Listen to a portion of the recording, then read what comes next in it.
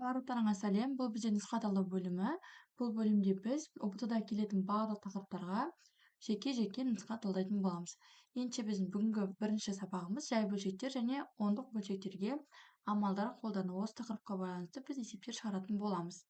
Бұл жерде күрделі есептер де бар. Әрине басындағы есептер өте жеңіл есептер, бірақ видеоның соңында күрделі есептер де қарастырылған. Осындай сатылы бөлшектер түріндегі немесе пропорция бойынша есептер қарастырылған. Енді бірінші есеп 4-тен 3 қосу 5-тен 1 көбейту 19-дан 5. Бірінші жақшаның ішін орындаймыз. 4-тен 3 қосу 5-тен 1. Ортақ бөлімге 20-дан берсек, 20-ны 4-ке бөлсек 5, 20-ны 5-ке бөлсек 4. Енді 5-ті 3-ке көбейтеміз. 15, 15 қосу 4-ті 1-ге көбейтсек 4. Тең 20-дан бөлімде 20, алымда 19. 20-дан 19. Енді осыны 19-дан 5-ке көбейтеміз. Көбейту 19-дан 5. Сол кезде бізде 19 мен 19 қысқарады. Көбейту болғандықтан 20 мен 5-ті қысқартсақ болады. 20-ны 5-ке бөлсек бізде 4. Сонда біздің жауабымыз 4-тен 1. Бұл бізде С вариантында тұр екен. Келесі есеп 12,3-тен 1 азайту 7,4-тен 3 көбейту 6-дан 11-ден 6. Бұл жерде бірінші байқайтынымыз бізде аралас сандар бар екен. Осыларды бұрыс бөлшекке айналдырайық. 12,3-тен 1. Осыны бұрыс бөлшекке айналдырсақ, бөлімін тура солай жазамыз. Одан кейін бөліміне осы бүтін бөлігін көбейтеміз. 12, 3-ті сол кезде бізде 36, алымда тұрған санды қосамыз. 36-ға 1-ді қоссақ, 37. Келесі 7,4-тен 3. Бұны да дәл жаңағыдай бұрыс бөлшекке айналдырамыз. Бөліміне тиіспейміз. 7-ге 3-ті көбейтеміз 28, 28-ге 3-ті қосамыз 31. Енді осы екеуін азайтамыз. 37-ден 3-тен 37 азайту 4-тен 31. Так, ортақ бөлім 12-ден берсек, 12-ні 3-ке бөлсек 4, 12-ні 4-ке бөлсек 3. 37-ні 4-ке көбейтсек, қанша болады екен? 37-ні көбейтеміз 4-ке 148, 148 азайту 93. Так. Бөлімде 12 тұрады. 8-ден 3-ті азайтсақ 5. 14-тен 9-ды азайтсақ 5, 55. 12-ден 55. Енді осы 12-ден 55-ті көбейтеміз 11-ден 6-ға. 55 пен 11, 11-ге қысқарады. 55-ті 11-ге бөлсек 5. 6 мен 12-ні қысқартсақ, 12-де бізде 2 қалады. Сонда бізде 2-ден 5 деген жауап шығады екен. Мына жерде барлығы аралас санмен тұр екен. Енді 5-тен 12-ден 2-ден 5-ті аралас санға айналдырайық. Ол үшін баған түрінде бөлеміз. 2-ден береміз, азайтамыз 4-ті, сол кезде 1 қалдық шығады. Енді бүтін бөлігін жазамыз. Бөліміне осы жерде тұрған қандай санға бөлсек, соны бөліміне жазамыз. Бөліміне 2-ні жазамыз ендеше, және қалдықты алымына жазамыз. Қалдықты алымына жазсақ 1. Сонда біздің жауабымыз 2,2-ден 1. Бұл бізде А жауабында тұр екен.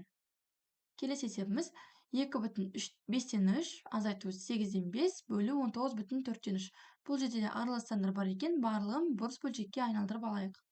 2,5-тен 3. Бұны бұрыс бөлшекке айналдырсақ 5, 5-ге 2-ні көбейтсек 10, 10-ға 3-ті қоссақ 13.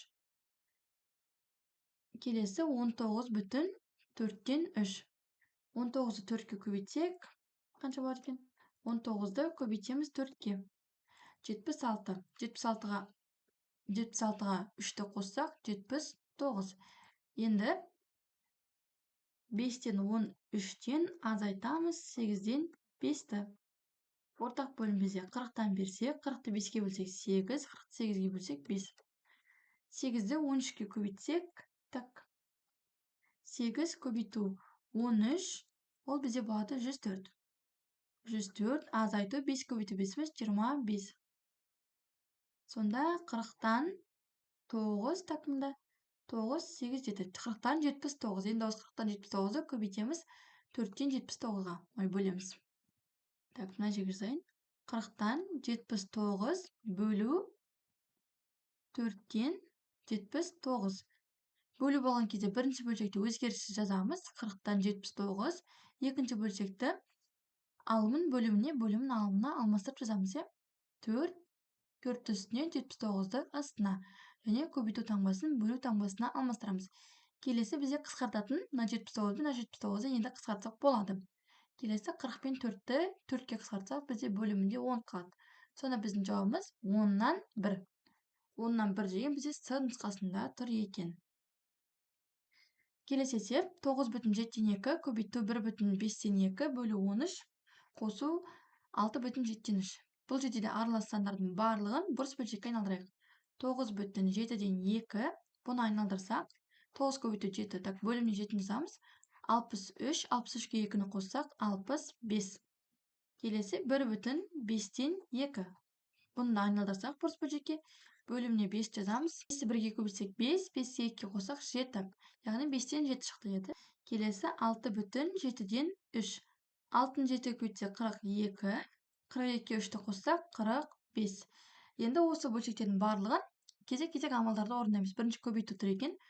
Так, 7-ден 65 көбейту 5-тен 7. Мына жерге 7 мен 7-ні қысқартсақ болады екен. 65-ті 5-ке бөлсек, так 13, я. Сонда біздің жауабымыз 13 екен. Енді келесі тұрған бөлу 13. 13-ті бөлеміз 13-ке тең 1. Енді осы 1-ге қосамыз 7-ден 45-ті. Ортақ бөлім ретінде 7-ні берсек, 1-дің астында бөлімінде 1 бар деп есептейміз. 1-ді 1-ге бөлсек 1, я. Өйткені 7-ні 1-ге бөлсек 7, 7-ні 7-ге бөлсек 1. 7 көбейту 1 7, қосу 45. Сонда бөлімде 7, 45-ке 7-ні қоссақ, бізде болады. Так, 3-ін береміз, 2 қалады. 2, 52. Енді 52-ден, 7-ден 52 шықты, я. Енді мына жерде барлығы аралас сан арқылы тұр екен. Бізде аралас санға келтіреміз. Ол үшін 52-ден 52-ні бөлеміз 7-ге баған түрінде. Так, 7-тен берсек 49. 52-ден 49 айтсақ, 10-нан 9 айтсақ 1, 1-ге 2-ні қоссақ 3. Сонда біздің бүтін бөлігіміз 7, және бөлінген санымыз 7, оны бөліміне жазамыз, қалдықты алымына жазамыз 3. Сонда 7 бүтін 7-ден 3 деген жауап шығады екен. Ол бізде Е жауабында тұр екен. Так, келесі есеп 3,4-тен 1 қосу 6,5-тен 2 азайту 7,5. Бұл жерде барлығын бұрыс бөлшекке айналдырайық, я. 3,4-тен 1 айналдырған кезде бөлімінде 4, 4-ті 3-ке көбейтем 12, 12-ке 1-ді қосам 13. Келесі 6,5-тен 2. Осында айналдырамыз. Бөлімде 5-ті жазамыз. 6-ға 5-ті көбейтсек 30, 30-ға 2-ні қоссақ 32. Келесі 7,5. Бұны қалай айналдырамыз? Бірінші толықтай санды жазамыз. 75 бөлу өтірден кейін қанша сан бар, сонша 0 жазамыз. 1, 0. Сондықтан 10. 10 неге? Өйткені өтірден кейін бір ғана 0 бар. Бөлшекке айналдырдық. Енді бұны 5-ке қысқартсақ болады екен, 75 пен 10-ды. Так, 75-ті 5-ке бөлсек 1, 7, 5, 6, 7, 25, 5. 15. Так, 10-ды 5-ке бөлсек 2. 2-ден 15. Енді арқара кезек-кезек амалдарды орындаймыз. Бірінші аралас сан мен екінші аралас санды қосайық. Так, 3 бүтін ол бізде қанша болды? 4-тен 13 қосу 6,5-тен 2 ол бізде болды 5-тен 32. Так, ортақ бөлім 20. 20-ны 4-ке бөлсек 5, 20-ны 5-ке бөлсек 4. Так, 13-ті 5-ке көбейтсек, так, 15, бір ойда 5, 65, қосу 32-ні 4-ке көбейтсек, 4-ті 2-ке көбейтсек 8, 4-шім 12, 128. 20 бөлімде алымда, так, 5-ке 8-ді қоссақ 5, 4, 3, 13, бір ойда 6, 7, 8, 9, 1, 139-дан 20. 193-тен 20. Келесі осыдан азайтуымыз керек. 2-ден 15-ті. Так, мына жерге азайтсақ сәм екен. 20-дан 193 азайту 2-ден 15. Ортақ бөлім 20. 20-ны 20-ға бөлсек 1, 20-ны 2-ке бөлсек 10. 193 азайту 150. Сонда біздің жауабымыз 20-дан, так, 9-дан 5 айтсақ 4, 43. 20-дан 43. Енді осыны аралас санға айналдыруымыз қажет. Қайтадан. Ол үшін бөлшек түрінде бөлеміз. 43 бөлу 20. 2-ден берсек 40, қалдығымыз 3. Сонда бүтін бөлігіміз 2, бөлімінде 20, алымына қалдық 3. Бұл жауап бізде қай жауаптар екен? 2,20-дан 3. 2,20-дан 3. Так. Біз бәрін дұрыс істедік, иә? Дұрыс айналдырдық. Так, дұрыс қостық. И дұрыс азайттық. Мына жерде жауапта, кажется, 2 болу керек. 2,20-дан 3. Сонда осы В жауабы дұрыс болады. Келесі есебіміз 6-шы есеп. 5,6-дан 1 азайту 3,25 көбейту 23-тен 4. Так, бірінші бұл жердегі дәл аралас сандарды және ондық бөлшекті бөлшекке жай бөлшекке айналдырамыз. Так, 5,6-дан 1 бөліміне 6-ны жазамыз. 5-ті 6-ға көбейтсек 30, 30-ға 1-ді қоссақ 31. Келесі 3,125. Бірінші санымызды толықтай жазамыз бөлшектің үстіне. 325 бөліміне үтірден кейін қанша сан бар, сонша 0 жазамыз. 1, не 100. Енді біз бұны айналдырдық, 5-ке қысқартайық сразу. Так, 325 4-ке бөліне ма? Ой, 25-ке бөліне ма? 325 бөліне ма 25-ке? О, бөлінді екен. Енді сразу 25-ке қысқартсақ 13. 100-ді 25-ке бөлсек 4. 4-тен 13 деген бөлшек шығады екен. Енді. Так, бірінші амалды орындаймыз, азайтуды. 6-дан 31 азайту 4-тен 13. Ортақ бөлім бізде 6 мен 4-тікі 12. 12-ні 6-ға бөлсек 2. 12-ні 4-ке бөлсек 3. 31-ді 2-ге көбейтсек 62 азайту 13-ті 3-ке көбейтсек 39. Так, бөлімінде 12. 62-ден 39 айтсақ 9-дан 3. Так, 6, 5. 5-тен 3 айтсақ 2. 12-ден 23. Енді осы 12-ден 23-ті көбейтеміз 23-тен 4-ке. 23 пен 23-ті қысқартамыз. 12 мен 4-ті 4-ке қысқартсақ, 12-ні 4-ке бөлсек бізде 3 болады. 3-тен 1. 3-тен 1 деген жауап бізде А нұсқасында тұр екен. Келесі есеп 14,3-тен 1 қосу 2,6-дан 1 көбейту 11-ден 2. Бұл жерде дәл солай осы аралас сандарды бұрыс бөлшекке айналдырайық. 14,3-тен 1 бұны айналдырсақ, бөлімде 3 тұра береді. 14-ті 3-ке көбейтсек, бізде болады 30, 40, 42, 42-ке 1-ді қоссақ, 43. Келесі 2,6-дан 1. Бұл бөлшекті айналдырсақ, бөлімде 6, 6-ті 2-ке көбейтсек 12, 12-ке 1-ді қоссақ, 13. Енді осы 2 бөлшекті қосамыз. 3-тен 43 қосу 6-дан 13. Ортақ бөлім бізде 6, 6-ны 3-ке бөлсек 2, 6-ны 6-ға бөлсек 1. 43-ті 2-ке көбейтсек 86, 86 қосу 13. Бөлімінде 6, 6-ға 3-ті қоссақ 9, 8-ге 1-ді қоссақ 9. 6-дан 99. Енді 6-дан 99-ды көбейтеміз мына тұрған 11-ден 2-ге. 11 көбейту 11-ден 2. 99 мен 11 қысқарады 11-ге, сонда бізде 9 қалады. 6 мен 2-ні қысқартсақ 3 қалады. Сонда 3-тен 9 қалады. 9-ды 3-ке бөлсек бізде 3 шығады. Біздің жауабымыз С нұсқасында тұр екен. Келесі есеп 16,5 бөлу 2,4-тен 3 азайту 57 көбейту 19-дан 1. Бірінші мына тұрған сандарды жай бөлшекке айналдырайық.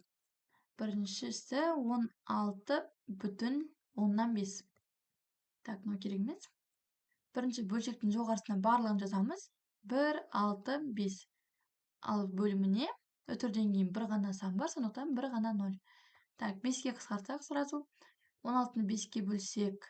Так, 3, 15, 1, 15, 3, 33. 165-ті 5-ке бөлсек. 10-ды 5-ке бөлсек 2. 2-ден 33. Келесі бізде 2,4-тен 3. Осы бөлшекті айналдырамыз. Так, бөлімінде 4. 4-ті 2-ке көбейтеміз 8. 8-ге 3-ті қоссақ 11. Келесі айналдыратын жоғы ары қарай бірінші бөлу екен. 2-ден 33-ті бөлеміз 4-тен 11-ге. 2-ден 33 бөлу болған кезде таңбаны көбейтуге ауыстырамыз да келесі бөлшекті орнын алмастырамыз. 4-ті үстіне 11-ді астына жазамыз. 33 пен 11-ді қысқартсақ 3, 2 мен 4-ті қысқартсақ 2. Бұл жерде бізде 6 қалады екен. Келесі, мына жерде азайту тұр, одан кейін көбейту тұр. Бұндай жағдайда біз көбейтуді бірінші орындаймыз. 57 көбейту 19-дан 1. Бізде 57 бөлу 19 шығады. 57-ні 19-ға бөлсек, 57 бөлу 19, ол бізде болады 3. Тең 3. Енді мына жерде бізде 6 шықты, мына жерде бізде 3 шықты. Енді 6-дан азайтамыз 3-ті. Тең болады 3. Ол бізде С жауабында тұр екен. Так, добавим, то есть С. Келесі есебіміз 15,8-ден 3 көбейту 41-ден 1, 4 бөлу 3,75 қосу 2,3-тен 1. Бұл жерде де барлығын бірінші аралас бөлшекке айналдырамыз. 15,8-ден 3 бұл бізде болады. Бөліміне 8-ді жазамыз. 8-ге 15-ге көбейтсек 8 көбейту 15. 120, 120-ны 3-ге қоссақ 123. Келесі 3,175. 3,175. Бұны айналдырғанда 375 бөлу 100. Себебі өтірден кейін 2 0 бар. 375 бөліне ме 25-ке? 375 бөліне ме екен 25-ке? Так, 25-ке бөлінеді екен, бөлсек, онда екеуінде 25-ке қысқартайық. 15 алымында бөлімінде 4. 4-тен 15. Келесі айналдыруымыз керек 2,3-тен 1. Бөлімде 3 тұра береді. 3-те 2-ге көбейтсек 6, 6-ға 1-ді қоссақ 7. 3-тен 7. Енді амалдарды орындаймыз. Бірінші 8-ден 123-ге көбейтеміз 41-ден 4-ті. Так, 123 41-ге бөліне ме? 123 бөліне ме екен 41-ге? Бөлінеді екен, оны қысқартып тастайық, 123 пен 41-ді. Бізде 3 қалады екен. 8 пен 4-ті қысқартсақ, 8 4-ке бөлсек 2. Сонда бұл жерден бізде 2-ден 3 деген бөлшек қалады екен. Енді осы 2-ден 3-ті бөлуіміз қажет. 4-тен 15-ке. Мына жерде өшіріп тастайық, уже керек емес. Мынау да бізге керек емес. Мынау да бізге керек емес. Ой, 375-ті айналдырған болып қалдым ғой. Так, 1 минут. 15-тен 4 екен, Так, осы жерпін ғой. Бөлу 4-тен 15. Сонда бізде 2-ден 3 бірінші бөлшегіміз қалады. Бөлу көбейтуге ауысады. Келесі бөлшек алмасады. 15 астына 4 үстіне өтеді. 15 пен 3-ті қысқартсақ, 15 3-ке бөлсек 5. 4-ті 2-ге қысқартсақ 2. Сонда бізде бұл жерде қалады 5-тен 2. Енді осы 5-тен 2-ге қосамыз 2,3-тен 1-ді. Ол бізде 3-тен 7. Так, қай жерге қосым екен? Жоғарысын шүттен, Так, бізде қалғаны 5-тен 2 қосу 3-тен 7. Ортақ бөлім бізде 15. 15-ті 5-ке бөлсек 3, 15-ті 3-ке бөлсек 5. 3-ті 2-ке көбейтсек 6, қосу 7 көбейту 5, бізде 35. Сонда 15-тен 35-ке 6-ны қосса 41. 15-тен 41. Бұл жерде барлығы аралас санмен тұр екен. Енді бұны бөлшекке аралас санға айналдыруымыз қажет. Так, ол үшін баған түрінде бөлеміз. 41-ді бөлеміз 15-ке. 3-тен берсек, 3-тен бер көрейік. 15, 1 ойда, 3, 4, 55. Жоқ, асып кетеді екен бізде. 2-ден береміз. 2-ден берсек 30, 30-дан 11 қалады. Сонда біздің жауабымыз 2,15-тен 11. Бұлдай жауап бар ма екен? 2,15-тен 11. А жауабында тұр екен. 2,15-тен 11. Келесі есеп енді әртүрлі таңбаларға арналған есептер. Жаңа тек қосу плюс таңбалы сандарға есептер шығардық. Енді аралас таңбалы. Бірінші есебіміз минус 7-ден 1. Мына жерде плюс тұр алдында көбейтіліп, одан кейін жақшаның ішінде минус тұр. Бұндай жағдайда бізде минусқа ауысады деп таңбамыз. 5-тен 2, яғни минус жеңіп кетеді. Енді егер 2 минус осылайына қатар тұрса, 2 бөлшекті қосып, алдына минус қоямыз. Яғни 7-тен 1-ге қосамыз, 5-тен 2-ні бірінші қосып көрсетейін. 7-ге 5-ті қос, 7 мен 5-дің ортақ бөлімі 35. 35-ті 7-ге бөлсем 5, 35-ті 5-ке бөлсем 7. 5-ті 1-ге көбейтсек 5, қосу 7 2 14. Сонда болады 35-тен 14-ке 5-ті қоссақ 19. Және алдына минус таңбасын қоямыз. Біздің жауабымыз осындай. 35-тен 19 минус 35-тен 19. Ол бізде В жауабында тұр екен. Келесі 12-ші есеп 2,10-нан 3.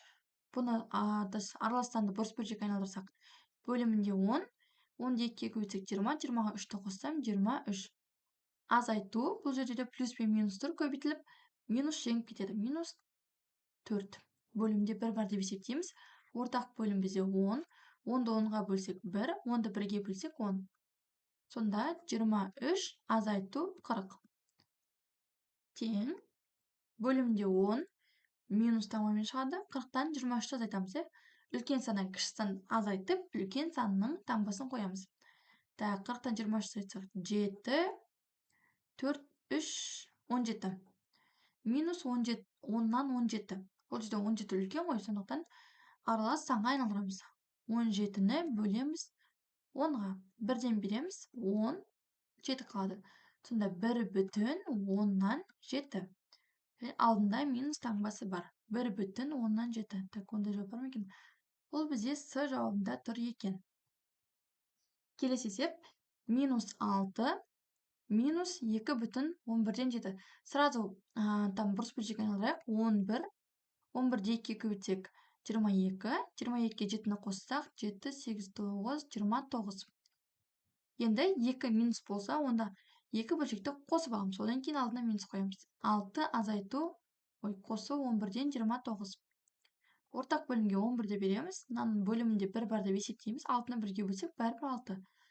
Так, 6-ны 1-ге бөлсек, 11-ді 1-ге бөлсек 11, 11-ді 11-ге бөлсек 1.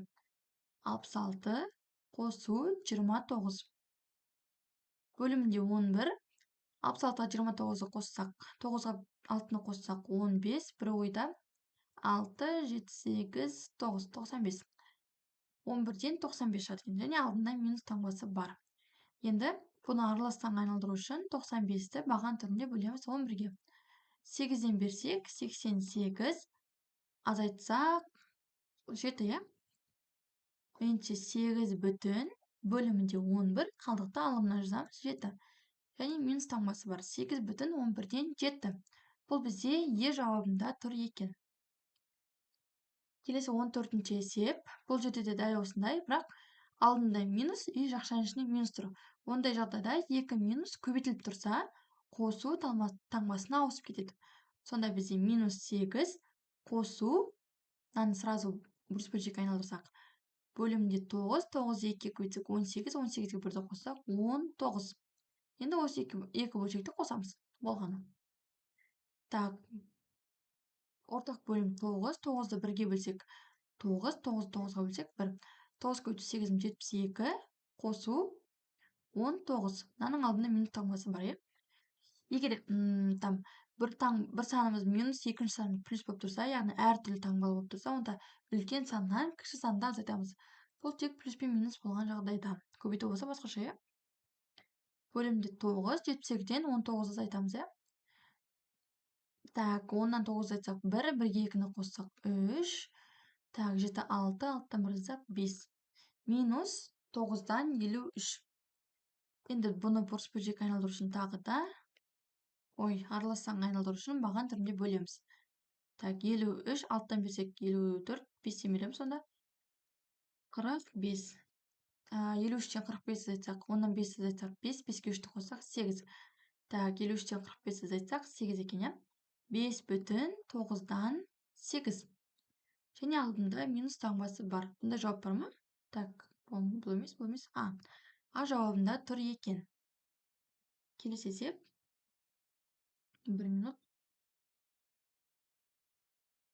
Келесі есебіміз 4,2-ден 1 қосу жақшаның ішіне минус 15-тен 5. Егер плюс пен минус көбейтіліп тұрса, онда минус жеңіп кетеді. Бірінші аралас санымызды айналдырып тастайық, бірінші сразу орыс бөлшекке. Так, 2, 4-те 2 көбейтсек 8, 8-ге 1-ді қоссақ 9. Азайту болады 14-тен 5. Ортақ бөлім берсек 14, 14-те 2-ге бөлсек 7, 14-те 14-ге бөлсек 1. 7 көбейту 9-ымыз 63, азайту 5 көбейту 1, 5. Сонда 14 бөлімде алымда 63-тен 5 азайтсақ, 10-нан 5 азайтсақ 5, 5-ке 3-ті қоссақ 8, 58. 58-ден 14. Енді аралас санға айналдыруымыз керек. 58 бөлу 14. Нештен берсек болады? Так, ең кішкентай 3 екен. 4-тен көлеге. 4, 4, 16, 1 ойда. 4-ке 1-ді қоссақ, көбейтсек 4. Ойдағымен 5. 8-ден 6-ны азайтсақ 2. Сонда бізде 4 бүтін 14-тен 2. 4 бүтін 14-тен 2. Плюс тамамен. 4 бүтін 14-тен 2. Так, онда жауап жоқ па? 4 бүтін 7-тен 1 деген жауап тұр мұнда, байқағандарыңыздай. Мына жерде 14 пен 2 қысқарады, 2-ге. Сол кезде бізде 4 бүтін 7-ден 1 қалады. Мына бөлшекті 14-тен 2 деген бөлшекті 2-ге қысқарттық. Келесі есеп 17 бүтін 12-ден 5 азайту 20. Бұл жерде де дәл солай. Бірінші осы бөлшекті айналдырып алайық. 12, 12-ні көбейтеміз 17-ге. 12-ні көбейтеміз 17-ге. 204, 204-ке 5-ті қоссақ 209. Азайту 20. Бөлімінде 1 бар, ортақ бөлім 12, 209, азайту 20. Так, мұнда 12, мұнда 1, 12-ке 12-ге бөлсек 1, 12-ні 1-ге бөлсек 12. Енді 20-ны 12-ге көбейтсек 240.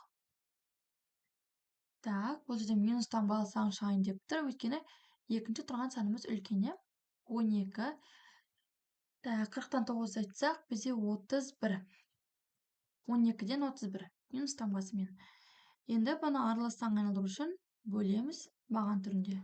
12, так, 3-тен берсек 36, 2-ден береміз 24. 10-нан 4 азайтсақ 6, 6-ға 1-ді қоссақ 7. Сонда 2 бүтін 12-ден 7. Алдында минус таңбасы бар. Ол бізде Д жауабында тұр екен. Келесі есебіміз 17-ші есеп. Базе барлығы 25 есеп.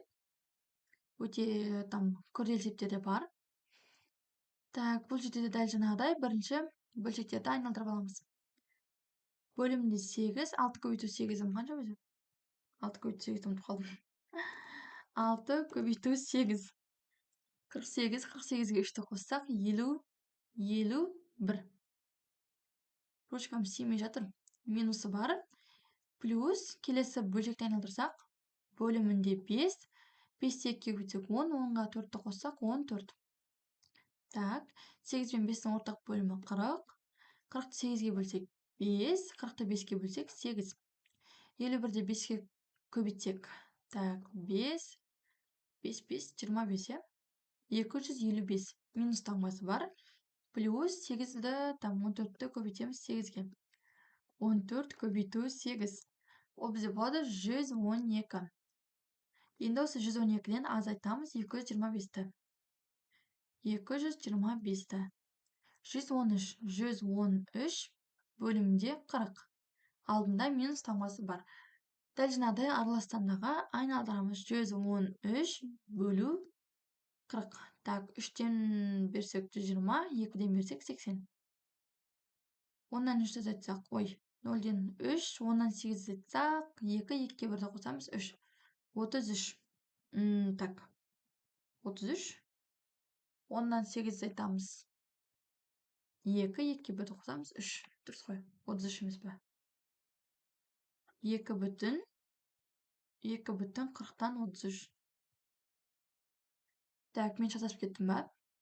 2 бүтін 3 бүтін 40-тан 23. 5-ті, 51-ді көбейтсек 5-ке. 255. Азайтамыз 112-ні, 18 112. Ой, 143 екен ғой. Так.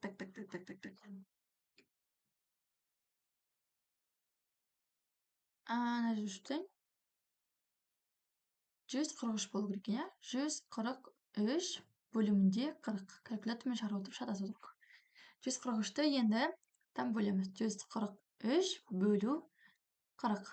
3-тен берсем 120, 4-тен берсем 160, 3-тен беруім керек. 120. 3-ті айтам 3, так. 4, 2, 23. Енді дұрыс шықты. Минус таңбасы бар. 3 бүтін 40-тан 23. 3 бүтін 40-тан 23. Ол бізде С жауабында тұр екен. Келесі есебіміз 18 ба, 19 ба? 18-ші есеп. Минус 7, минус 3 бүтін 8-ден 1. Мына бөлшекті сразу айналдырсақ, қазір 7, екеуінде де минус тұр, сондықтан қосып алдына минус қоямыз. Шатаспау үшін.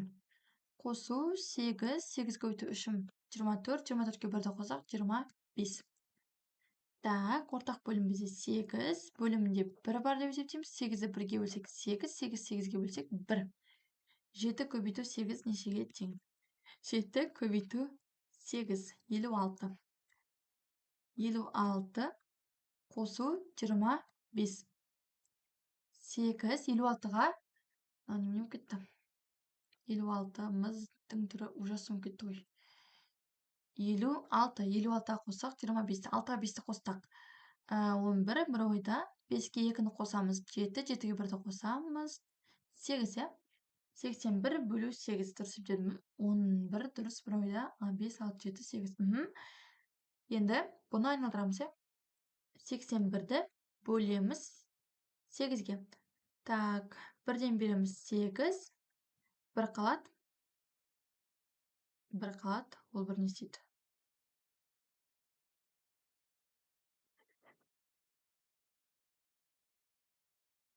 Так, енді 81-ді бөлеміз 8-ге. Минус таңбасы бар алдында, иә? Өйткені біз екеуі минус болғаннан кейін қостық. Так, бұл жерде бұл В жауабы екен көрініп тұр, иә? 81-ді 8-ге бөлсек 10 болады там, и 1 қалады. Дәл осындай түрде болады. Жазып, бөліп есептеп көрсеңіздер болады. Келесі есеп 19-ші есеп.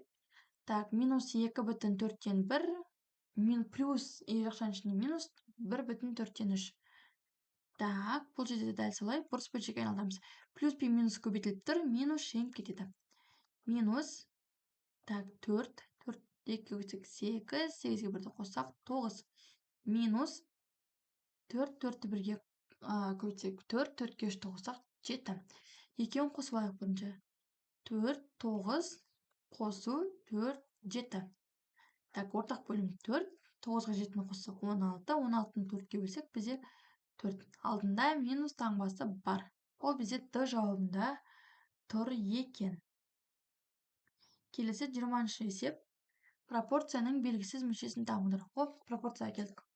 Пропорцияда өте оңай. Қалай шығару керек айтайын қазір. Осылай көбейткен кезде, x түрінде көбейткен кезде мәндері бірдей шығу керек. Бірінші бөлшектің алымымен екінші бөлшектің бөлімін, немесе екінші бөлшектің алымымен бірінші бөлшектің бөлімін көбейткен кезде екеуі тең болу қажет. Осы шарт орындалса болды. Бұл жерде енді 8 көбейту 55 тең болу керек 11 көбейту x-ға.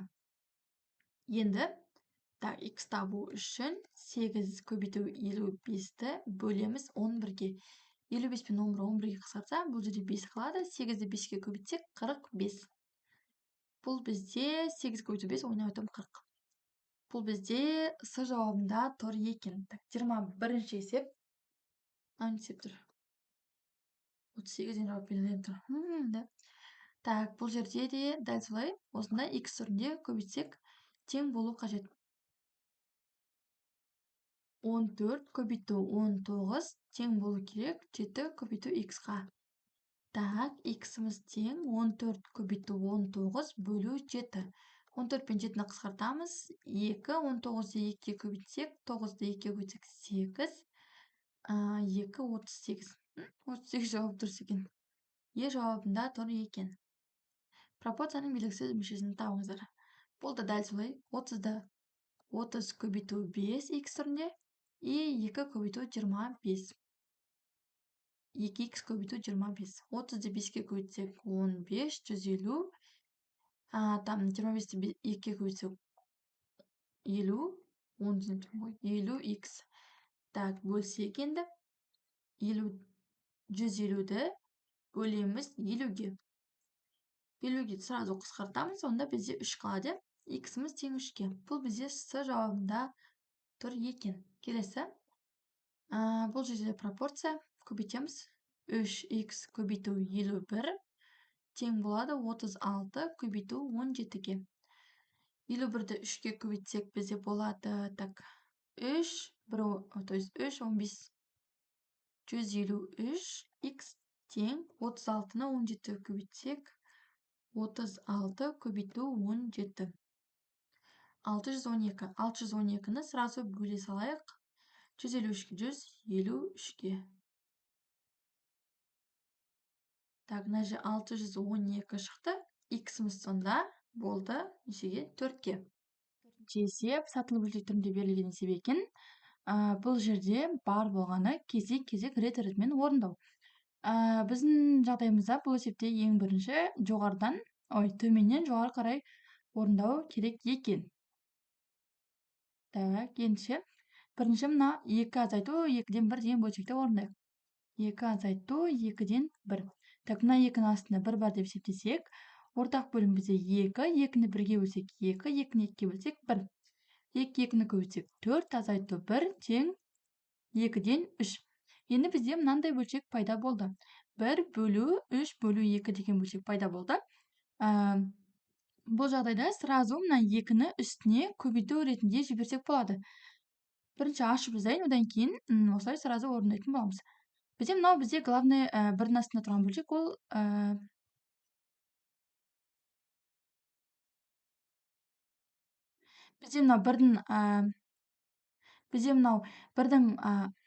бізде бірдің бөлімде тұрған бөлшек, ол бірдің астында тұрған бөлшек, ол бізде главный бөлшек бөліп саналып тұр, иә. Ендеше 1 бөлу 10 жазбаша түрде жазылғанда 1 бөлу 2-ден 3. Бұны ары қарай жалғастырсақ, мына жерде тұрған бірдің астында 1 бар деп есептейміз, иә. 1-ден 1. Енді мына бөлуді көбейту таңбасына алмастырамыз, және мына 2 бөлшектің орнына алмастырамыз, иә. 2-ні үстіне 3-ті астына жазамыз. Сол кезде бізде жауабы 3-тен 2 деген бөлшек шығады. Немесе мына түрда сразу жауабын 3-тен 2 деп алмастырып сразу жазып жіберсек болады. Мынау бізде ашып есептегенде неге екендігі түсінікті болса, ендеше ары қарай жалғастырайық. Бізде сонда мына жерде 2 азайту 2-ден 1 и бөлімінде 1, мынаның барлығының орнында 3-тен 2 деген бөлшек тұр. Енді 3-тен азайтамыз 3-тен 2-ні. Так, 3-тің астында 1 бар деп есептейміз. Ортақ бөлім 3, 3-ті 1-ге бөлсек 3, 3-ті 3-ге бөлсек 1. 3-ті 3-ге көбейтсек 9, 9 азайту 2 тең 3-тен 7. Енді 1 бөлу бізде 1 бөлу 4 азайту 1 бөлу 3-тен 7 деген бөлшек қалды. Бұл жерде дәл жаңағыдай сразу 4 азайту 7-ден 3 деп сразу жазсақ болады. Жаңа ғана оны ашып жазып түсіндірдім, иә. Так, мынаны бәрін өшіріп тастайық. Бізге уже керек емес бұлардың барлығы. Енді біз азайтуымыз керек. 4 азайту 7-ден 3. Так, бөлімінде 1 бар. Ортақ бөлім 7. 7-ні 1-ге бөлсек 7. Так, не жазбай жатыр. 7-ні 7-ге бөлсек 1. 4-ті 7-ге көбейтсек 28. 28 азайту 3. Сонда 7-ден 25. Енді бізде қалғаны 5-тен азайтамыз, 25 бөліміне 7-ні астына жазамыз. Мынау уже керек емес. Мына жерге дейін орындадық. Қалғаны енді. Так, 5 азайту. Мына жерде дәл солай 25-ті астына жазамыз. 7-ні үстіне жазамыз. Так, ортақ бөлім бізде 25, 25, 5-тің астында 1 бар. 25-ті 1-ге бөлсек 25, 25-ті 25-ге бөлсек 1. Так, 25-ті 5-ке көбейтсек, кажется 225. 25 көбейту 5, ол бізде 125 екен. 125 азайту 7 тең бөлімінде 25, там 5-тен 7-ні азайтсақ, 15-тен 7-ні азайтсақ, 10-нан 7-ні азайтсақ 3, 5, 8, 2, 1, 118. 118-ді бөлеміз енді 25-ке. 118 бөлу 25, 4,72. Ондай жауап бізде В жауабында тұр екен. Есеп түсінікті болса, ендеше келесі 25-ші есеп, бұл бізде соңғы есеп, дәл жаңағыдай. Бұл жерде солай сатылы бөлшек берілген, және төменнен жоғары қарай есептейміз, және қосымша мынау азайту 5-тен 1 деген бөлшек берілген екен. Бұны ең соңында орындай саламыз. Ең соңында тұрған бөлшек бізде 3 қосу 2-ден 1. Бар болғанын шатаспай орындасақ болғаны бұл жерде. Так, ортақ бөлім бізде 2, мынаның астында 1 бар. Так, 2-ні 1-ге бөлсек 2, 2-ні 2-ге бөлсек 1. 3, 2, 6, қосу 1, тең, бөлімінде 2, алымында 7. Бізде 7-тен 2 деген бөлшек шықты. Келесі бізде орындауымыз керек. 4 қосу бөлшекті алмастырсақ, 7 астына 2 үстіне. Так, бөлімінде 1 бар. Ортақ бөлім бізде 7, 7-ні 1-ге бөлсек 7, 7-ні 7-ге бөлсек 1. 4 7 28 қосу 2 тең 7 бөлу 30. Келесі 5. 5-ті қосамыз енді. 5 қосу тағы бөлшектің алмастырамыз. Бөліміне 30, алымына 7. Так, ортақ бөлім 30, бөлімде 1 бар. 30-ды 1-ге бөлсек 30, 30-ды 30-ға бөлсек 1, 30 көбейту 5, 150, азайту, қосу 7. Сонда 30-дан 157. Келесі енді мына тұрған соңғы бөлшегімізді азайта саламыз. 30-дан 157-ден азайтамыз 5-тен 1-ді. Так, ортақ бөлім 30, 30-ды 30-ға бөлсек 1, 30-ды 5-ге бөлсек 6.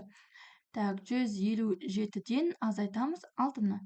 Тең 30-дан 151 деген бөлшек шығады екен. Енді бұны аралас санға айналдыруымыз қажет. Мына жерге баған түрінде бөле салайын. 151 бөлу 30. 5-тен береміз. 151 қалды. Сонда біздің жауабымыз 5,30-дан 1 деген жауап шығады екен. Ол бізде А жауабында тұр екен. Осымен сабағымыз аяқталды. Сабақ пайдалы болса, есептердің барлық түсінікті болса, каналға тіркеліп, лайк басып кетіңіздер. Сау болыңыздар. X тең 4.